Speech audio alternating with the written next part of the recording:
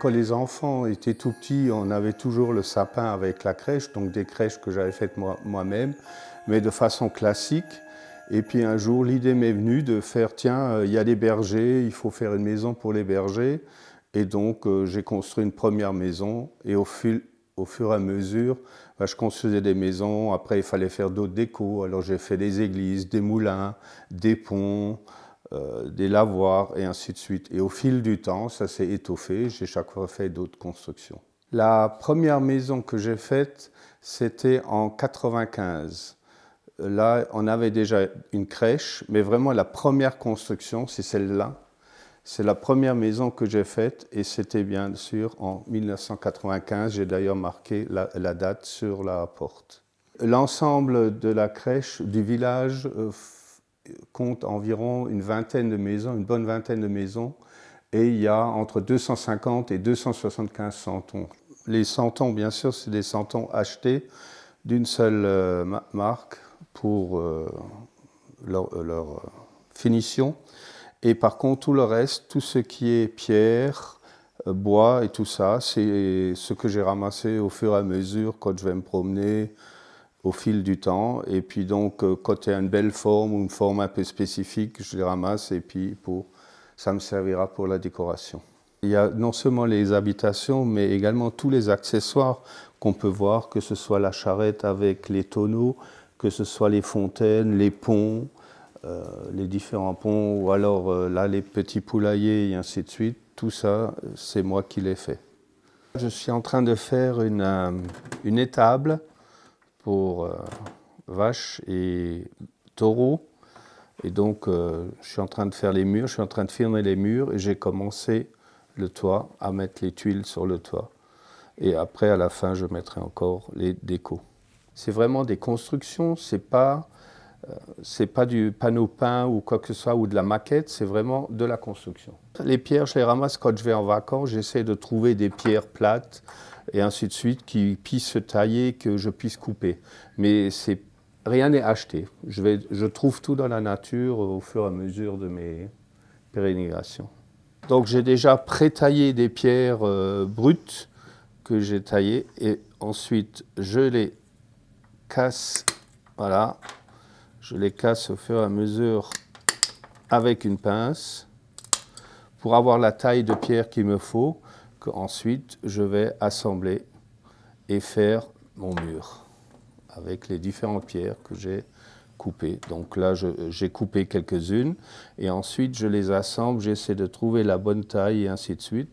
Et ensuite c'est collé et ensuite c'est cimenté. Pour faire par exemple on va dire cette étable, il me faut à peu près 3 semaines.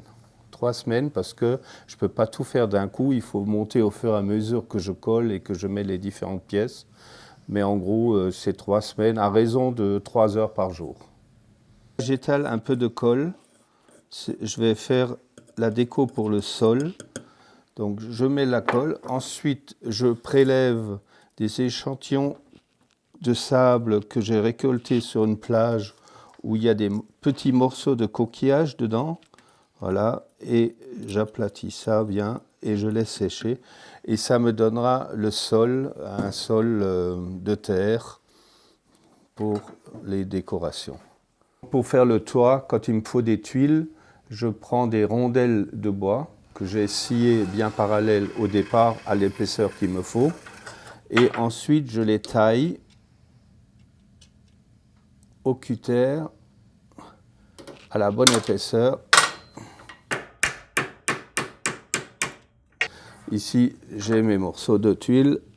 Je fais la largeur de la tuile.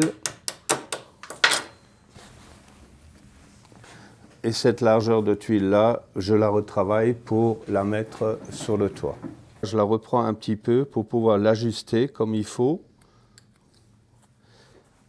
Je la teste. Si elle se met en place, voilà. Et ensuite, je prends de la colle à bois et je mets le tout en place. Voilà. Et ainsi de suite, une à côté de l'autre et remonter pour faire le toit terminé. Pour faire les toits, j'utilise du bois ou de l'ardoise. Le bois, il y a différentes teintes, différentes couleurs de bois, ça dépend des essences que je prends. Donc je taille les tuiles et puis elles sont posées une à côté de l'autre. Là, on a un toit typique en bois, il y en a différents sur des différentes maisons, et là, c'est en ardoise. Donc les toits en ardoise, eh ben, c'est de l'ardoise que je prends, brute, je la coupe en petits bouts et ensuite elle est transformée en petits morceaux de tuiles qui ensuite sont posés une à côté de l'autre pour faire les toits. Dans certaines constructions, j'ai fait des clins d'œil où je me suis amusé à l'intérieur à décorer et à mettre, par exemple, dans l'école de garçons et de filles, j'ai mis les bancs pour les écoliers, j'ai mis le pupitre pour la maîtresse et le tableau noir. Il y a également l'église où, pareil, j'ai mis à l'intérieur de l'église, il y a les bancs pour les fidèles, il y a une croix pour l'autel et il y a à l'intérieur des petites décorations, des petites mises en scène. J'ai encore plein d'idées de construction, mais le problème qu'il y a, c'est l'extension. On prend déjà pas mal de place et puis il va falloir que je discute avec ma femme pour qu'on puisse étendre encore un petit peu pour que je puisse rajouter des constructions. Joyeux Noël à tous et toutes qui m'entendent et regardent cette émission.